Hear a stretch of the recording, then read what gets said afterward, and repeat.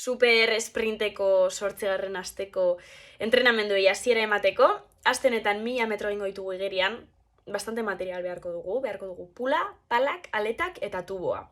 Gogoratu, kontzeptu batzuk daudela, A, B, arnasketa bilaterala, 3 brazadatik behin hartzea arnasa, hain zuzen ere, kontzeptu hau guztiak gogoratzea izuet webgunean daudela, gero S sprint dela, eta astenetan sprint egitea tokatuko zaigun igerilekoan, hau da, largo batek 25 metro baditu, lehenengo 12,5 metroak gutxi gora bera zuek kalkulatu lasaiago ingo ditugu, eta esprinean amaituko ditugu, urrengo 12,5 metroak.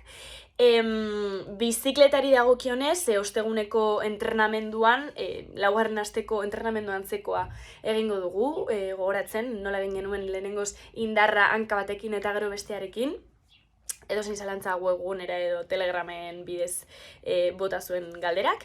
Eta korrika orain arteko modukoa, gogoratu pliometria egitea, ariketa osagarriak ere, indar ariketak eta estiramenduak.